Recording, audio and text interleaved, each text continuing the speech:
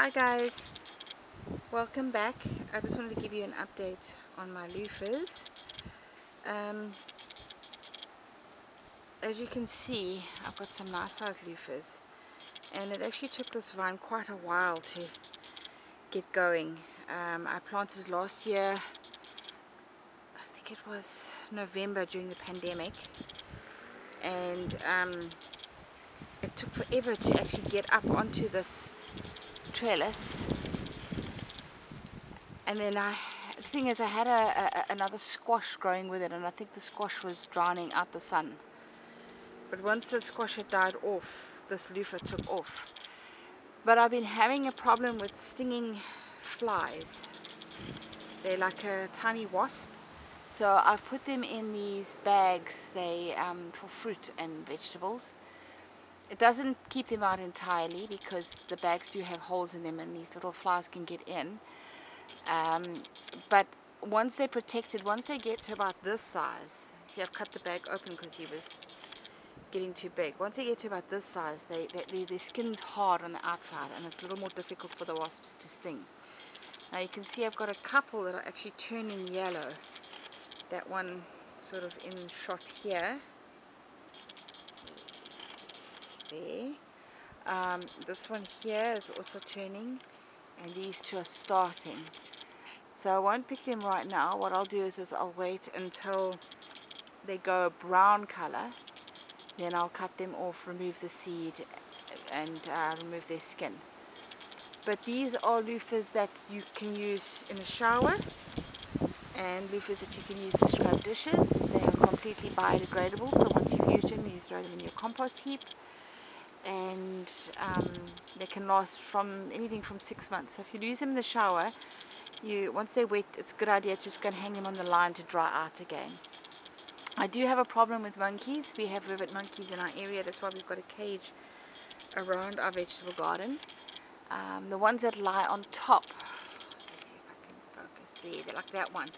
That one's at risk of monkeys coming and biting it. I've had a few go that way, but I've got quite a few here, so I'm not too worried about it.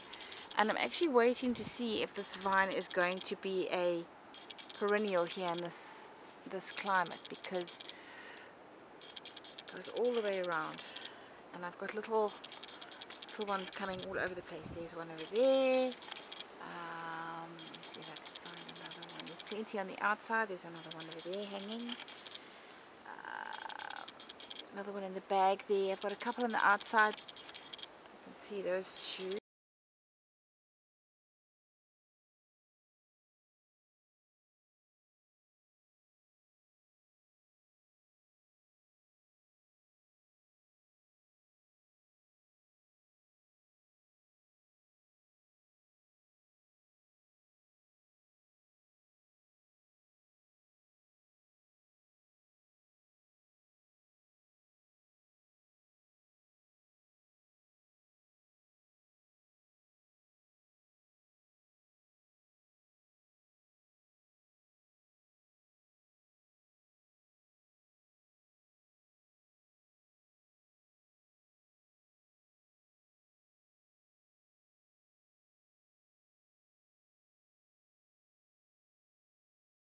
And then I've noticed once they get pollinated, they sort of bulk up from the flower end first. See if I can find one that's done that.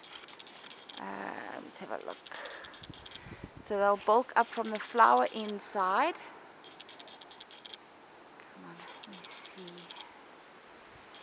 I have one.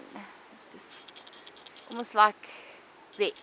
So if you can see that one there, you can see it's slightly thicker on the flower end than on the tail end, and that's now been pollinated, and then it'll get to this size and it'll still be vulnerable to insects and pests and such.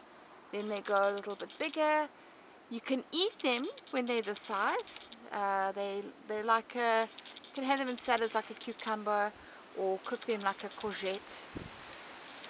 And then once they get bigger than that, then they start to get fibrous, and then they're not viable to eat anymore.